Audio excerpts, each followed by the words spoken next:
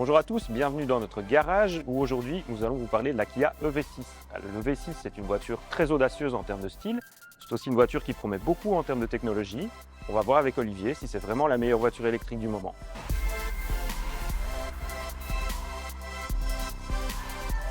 Retrouvez l'essai de la Kia EV6 dans notre magazine Le Moniteur Automobile. Vous pouvez également retrouver ce test ainsi que tous nos autres essais sur notre site internet lemoniteurautomobile.be ainsi que sur nos réseaux sociaux.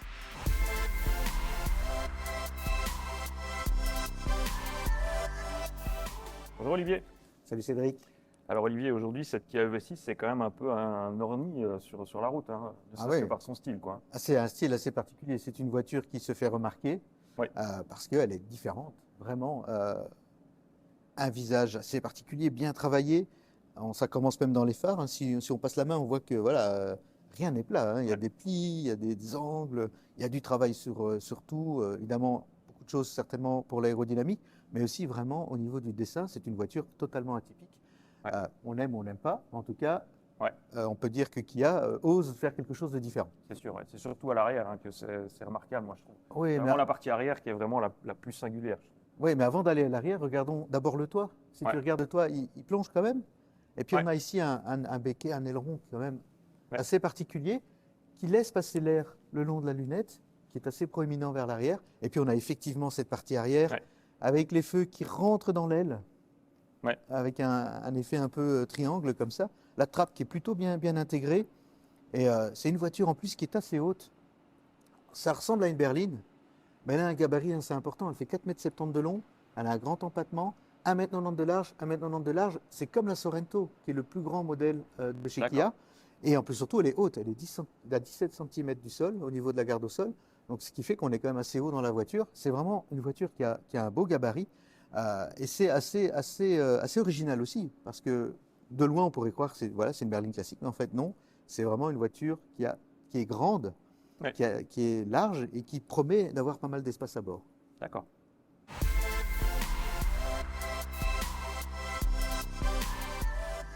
Parlons un peu de la technologie, donc la technologie électrique ici qui est quand même assez remarquable sur cette EV6. Hein. Ah oui, déjà, la première chose à savoir, c'est que cette Kia EV6, c'est la première Kia qui est construite sur une plateforme dédiée aux voitures électriques. Ce n'est pas une voiture existante qu'on a électrifiée comme la e-Niro par exemple. Celle-ci, elle est sur une plateforme spécifique que Kia partage avec Hyundai, puisque les deux marques sont sœurs. Et c'est d'abord une propulsion. C'est-à-dire que le modèle de base, c'est avec un moteur à l'arrière qui entraîne les roues arrière, 229 chevaux, avec une petite batterie relativement de 58 kWh. Ici, on a la version 4 roues motrices avec un deuxième moteur à l'avant qui nous donne un total de 325 chevaux. Et dans ce cadre-là, on a une batterie de 77 kWh qui est également disponible en version propulsion. D'accord. Et ça, en termes d'autonomie, ça te donne quoi à peu près? Alors, avec les 4 roues motrices ici, qui consomment un peu plus que la 2 roues motrices, on a une consommation à peu près de 22-23 kWh par 100 km. Ça nous donne largement 300 km sur autoroute et voire 450, voire 500 km si on fait beaucoup de villes ou sur les petites routes en roulant très calmement. C'est déjà bien. Hein. C'est déjà bien. Ça te permet de voyager. D'ailleurs, tu l'as fait. Hein. D'ailleurs, je l'ai fait. Je suis allé à Carcassonne lors d'un reportage au mois de décembre avec cette voiture, exactement celle-ci en plus. D'accord. Et effectivement, les relais sur autoroutier étaient plus de 250, c'était possible. Si on chargeait bien la batterie jusqu'au bout, on a eu quelques petits aventures parce qu'on a testé un peu le système, évidemment, en jouant un peu sur l'autonomie et sur les charges. Et quand on a traversé les Cévennes sur les routes en France où on ne peut théoriquement pas dépasser le 80 km/h, eh bien on a fait 400 km sans trop de problèmes, avec encore de la batterie quand on est arrivé à l'hôtel. Une chose très importante avec cette voiture, c'est la recharge. C'est la recharge. La recharge de la Kia EV6, c'est un système de 800 volts, ce qui permet de pouvoir charger à des vitesses très rapides. Elle est capable de charger sur une borne à courant continu jusqu'à 233 kW. Ça veut dire quoi? Ça veut dire qu'on peut passer de 20 à 80% de batterie, grosso modo 200 km, en 18, 19, 20 minutes, pas beaucoup plus. Alors, ça veut dire quoi? Ça veut dire on met la prise, on sort de la voiture, on va un peu dans l'aire de service, on va aux toilettes, on achète un petit truc à la boutique, on revient, on attend encore 5 minutes et on peut repartir.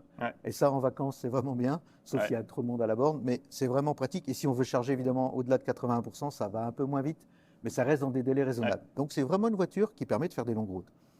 Alors, petit bémol, comme c'est la version 4 roues motrices, le petit frunk ici à l'avant, il est tout petit. Le petit coffre à l'avant, il est tout petit, donc les câbles doivent rester à l'arrière. C'est pas pratique quand il y a les valises.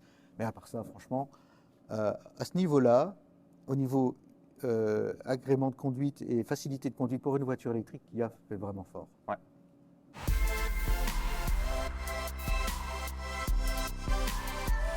Bon, comme à l'extérieur, il y a quand même pas mal de style dans cette Kia. Ah oui, ça, le tableau de bord plat, c'est pas ici qu'on va le trouver. Hein. On voit d'ailleurs, il y a des courbes, il y a même du relief. Si tu touches un peu ce revêtement-là, c'est un léger relief. On peut le dire, c'est bien fini. Oui, c'est bien fini. C'est du plastique, mais c'est super bien fini. C'est même agréable au toucher. Donc, il y a un vrai travail sur les matériaux.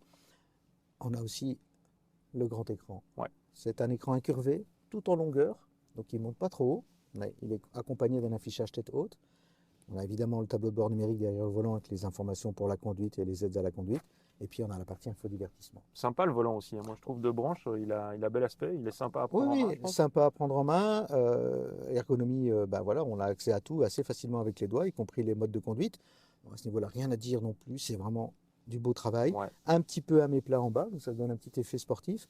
Ouais. Et puis, concernant l'écran principal ici, si on regarde, il y a énormément de menus. Il y a plein de fonctions, notamment une fonction où on peut enregistrer des mémos. Enfin, il y a plein de choses utiles ou pas, c'est selon. Mais c'est compliqué quand on conduit d'aller chipoter dans tout ça. Alors, il y a une idée. C'est cette petite barre ici qu'on retrouve dans d'autres modèles maintenant de la marque. C'est une barre tactile numérique. Ici, on est en mode infodivertissement. Et comme la climatisation passe également par l'écran, ce qui peut être agaçant parfois. Voilà, on peut appuyer sur le petit ventilateur et on a les fonctions de climatisation ici sur cette barre. Petit bémol, si je chipote au volant avec la radio, eh ben, le système a parfois tendance à vouloir repasser en mode infodivertissement. Et si je veux changer la température, je change de radio. Donc en roulant, tu es parfois un petit peu perturbé. Tu ne sais plus trop dans quel menu tu te trouves. Voilà, bon. Exactement. Moyenne, bonne et mauvaise idée en même temps, on va dire. Voilà, c'est ça. Il faut s'habituer à cette. Jeter un petit coup d'œil avant de vouloir changer la clim, parce qu'il y a des couleurs. Donc on voit, ah, si c'est bleu, c'est la clim. S'il n'y a pas de couleur, c'est que c'est l'infodivertissement. Il faut s'habituer. Au niveau de l'espace, on peut le dire, c'est aussi une voiture qui est quand même vraiment spacieuse. Elle est grande et ça se voit à l'intérieur. Parce que déjà au niveau des coudes, on a toute la place que l'on veut, plein d'espace de rangement. Pour les jambes, à l'avant comme à l'arrière, les personnes de grande taille trouveront leurs aises sans problème. Parce qu'à l'arrière, les dossiers sont inclinables. Donc on peut vraiment trouver la bonne position. Parce que la petite nuance, c'est que le toit descendant, les têtes peuvent toucher le toit. Ça réduit un peu la garde au toit. Mais au niveau des jambes, il n'y a pas de souci. 2 vraies places et une place de secours au milieu sur la banquette arrière. C'est un petit peu plus d'une place de secours parce que tu n'as même pas le tunnel central ici. Il n'y a pas le tunnel, mais elle n'est pas très large. Donc, déjà, on ne sait pas mettre de siège enfant. Elle n'est pas très large. On ne sait pas mettre un siège enfant, par exemple. Donc, elle n'est pas très large. C'est plus une place d'appoint. Je ne pars pas en vacances à la place du milieu. Moi, je refuse. D'accord. Il y a aussi ces connectivités là qui sont bien pensées. Donc, tu as des prises ici USB-C à l'arrière. Tu en as ici sous la planche de bord. Tu as même une prise de 120 volts sous la banquette. Une prise de 120 volts sous la banquette. Les prises ici pour les smartphones et les tablettes ou les jeux des enfants à l'arrière. Et alors, on a ici la prise allume-cigare 12 volts. Donc, on peut vraiment brancher tout ce qu'on a besoin de brancher. Et on n'est pas obligé d'acheter un nouveau câble. Il y a forcément un câble qui va fonctionner pour brancher le téléphone. Donc, ça, c'est vraiment pas mal. Toujours ces équipements très haut de gamme, comme les sièges ventilés, sièges chauffants. Il y a même le volant chauffant ici. Voilà, on a le siège ventilé, siège chauffant, volant chauffant également à l'arrière. Siège chauffant à l'arrière aussi. Siège chauffant à l'arrière. Donc, c'est chouette parce que, comme on dit, les coréennes, c'est par pack. Donc, si on prend la finition comme ici à GT Line, on est bien servi. On est bien servi, oui. Grande voiture, ça veut dire beaucoup d'espace dans le coffre, j'imagine. Pour le coup, oui. 511 litres. En plus, on peut rabattre les sièges, comme la plupart des voitures maintenant, mais ça s'ouvre depuis l'intérieur, donc ça, c'est toujours bien. Petit bémol, le couvre-bagages. C'est un rideau, voilà. Déjà, j'ai un peu de mal à le mettre. C'est un peu flexible. Puis la hauteur de chargement m'a pas l'air exceptionnelle. On voit que le plancher est bien large, bien long, mais en hauteur de chargement, tu es un peu limité. Voilà, on arrive à placer une valise comme ça, une valise cabine comme ça, mais les autres, il faut les mettre à plat. En plus, s'il y a des bagages, etc., le truc va aller dans tous les sens. On ne sait pas comment le mettre ici. Petit bémol alors. C'est vraiment le bémol de cette voiture. Tu as d'autres petits rangements ici pour ranger les câbles. Voilà, on peut mettre les câbles sous le coffre. Sous le plancher du coffre. Le seul problème, évidemment, c'est que quand on a les valises, c'est plus difficile d'y accéder. Puis là, tu as un petit accessoire sympa. On le connaît de la Hyundai Ioniq 5. Voilà, c'est le V2L, le V2L. Véhicule to load. Donc, en fait, on ouvre la trappe, on branche ce petit appareil sur la prise de la voiture. Voilà, c'est branché. Et là, on peut brancher un ordinateur, une radio, parce qu'en fait, c'est une prise électrique ou un vélo électrique à recharger. Recharger ton vélo. On peut recharger le vélo après la balade de vélo. Ta mobilité. Voilà, exactement. C'est bien pensé, c'est une petite astuce chouette. Oui, c'est un petit truc sympa. Et Ça permet de voir que la voiture électrique offre des choses que les autres voitures ne proposent pas. Ouais. Voilà.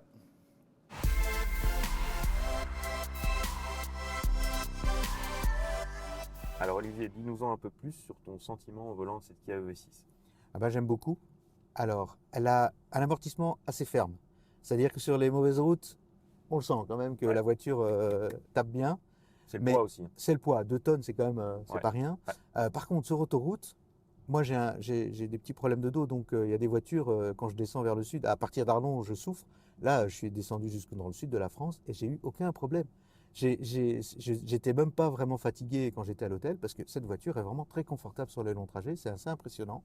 D'accord. Et donc ça, c'est très agréable. Alors en plus, on a pas mal de puissance, hein, on l'a déjà dit, c'est quand même 2 moteurs, donc 325 chevaux au total. Donc c'est assez puissant. En mode éco, ça reste une voiture qui a beaucoup d'allant. Voilà, je peux la faire avancer sans trop de difficultés.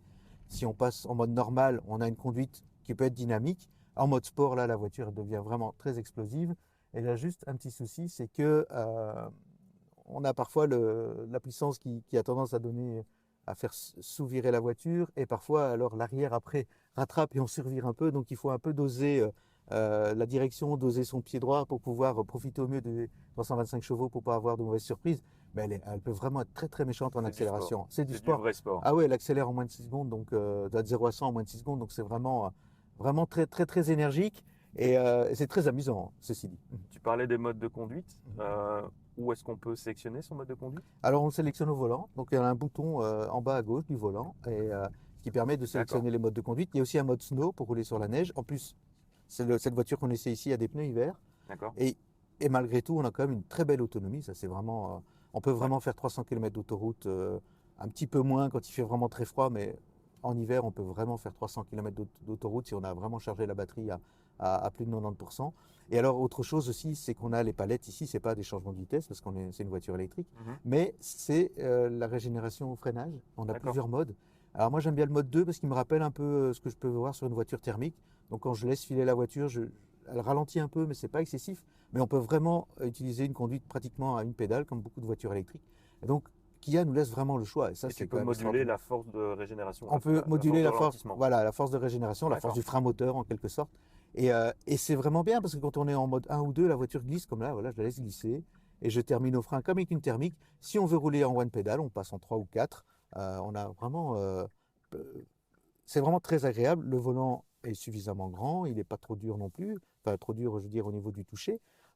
Les commandes sont bien placées. Franchement, il n'y a pas trop de soucis. Puis tu as ces petites aides à la conduite aussi qui sont sympas. Le blind spot monitor là, qui te permet de voir ce qui se trouve dans tes angles morts. Voilà, on a donc sur l'écran, donc derrière le volant, on a les petites images qui viennent filmer par les rétroviseurs. On voit ce qui se passe dans l'angle mort. Alors, ça marche, sauf quand il pleut. Ouais. Quand il pleut, on voit des gouttes d'eau. Comme toujours, c'est par caméra. Voilà, donc voilà, on voit des gouttes d'eau et donc on voit pas grand-chose. Alors, en parlant des aides à la conduite, il y a quand même une petite chose assez agaçante, c'est le maintien de voie qui est un petit peu trop intrusif. Et alors, de temps en temps, on est tranquille sur l'autoroute, puis on sent le volant qui bouge tout seul, on ne sait pas pourquoi. Et puis après, dès qu'on fait ça, il nous dit remettez la main sur le volant. OK. Donc, vraiment, voilà. Il est un peu névrosé. Voilà. Il a toujours tendance à surcorriger.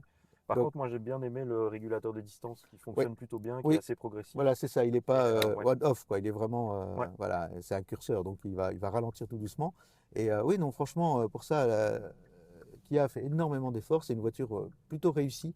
Agréable à conduire. Très agréable à conduire. Ouais, franchement, elle a. Et alors, si on est nostalgique des bruits de moteur, on a même des options dans l'écran. Il faut un peu connaître ses écrans parce que il faut chipoter à pas mal de petites icônes sur le tactile. Voilà, mais on peut choisir. Il y a plein de sortes de bruits. Mais je dois t'avouer, je l'ai fait. Oui. Je me suis dit en montagne ça va être rigolo, mais en fait à la fin c'est saoulant. Donc rien tel que le silence quand tu roules en voiture électrique. Oui, c'est ça qui est agréable aussi. Et surtout que voilà, on a quand même, elle est plutôt bien insonorisée, c'est-à-dire que on a vraiment même les bruits de vent sont préservés. Ouais, donc bien contenu. elle est vraiment une voiture sympa. Voilà, ici on est sur un revêtement un peu moins lisse, donc on sent quand même que l'amortissement est ferme parce que ça tremble un peu. Ouais. Mais pour ça, à part ça, franchement.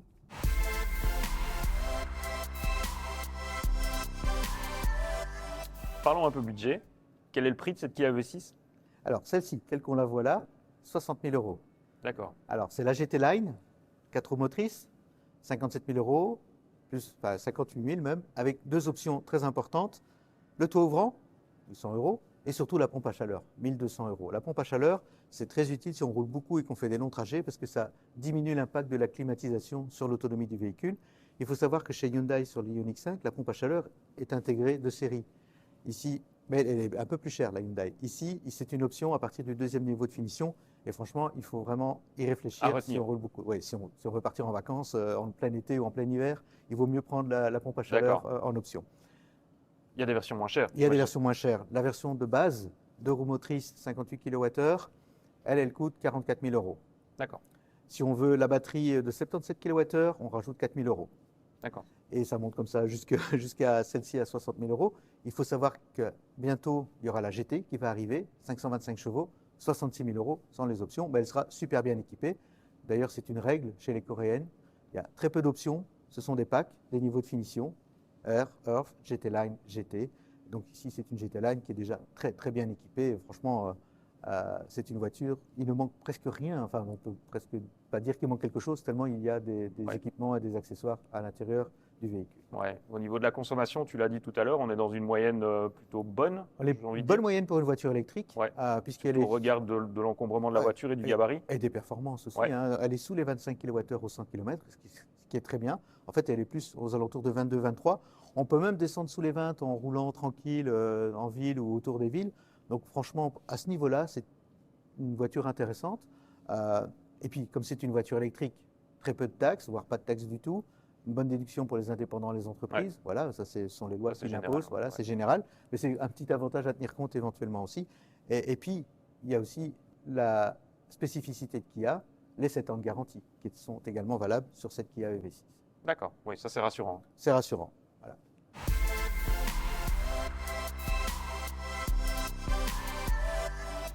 Après tout ce qu'on a dit sur cette voiture, est-ce qu'on peut revenir à la question de départ et se demander si cette EV6 c'est vraiment la meilleure voiture électrique du moment?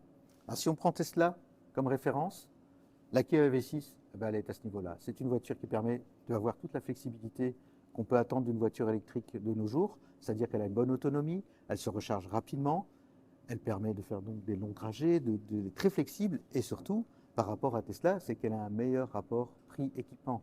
Kia frappe fort à ce niveau-là, parce qu'elle est un peu moins chère, et surtout au niveau de la finition, c'est pas du tout la même qualité que chez Tesla, c'est meilleur. On sent quand même que c'est un constructeur automobile à la base qui sait faire des voitures, et là, il a réussi à faire une bonne voiture électrique.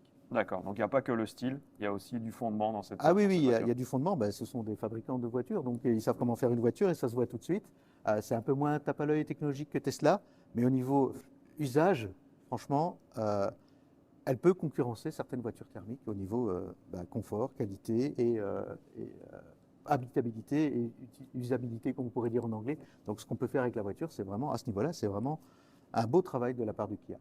Merci Olivier pour toutes ces informations. Merci à vous de nous avoir regardés. Si cet essai vous a plu, n'hésitez pas à regarder nos autres essais sur notre chaîne ou à vous abonner.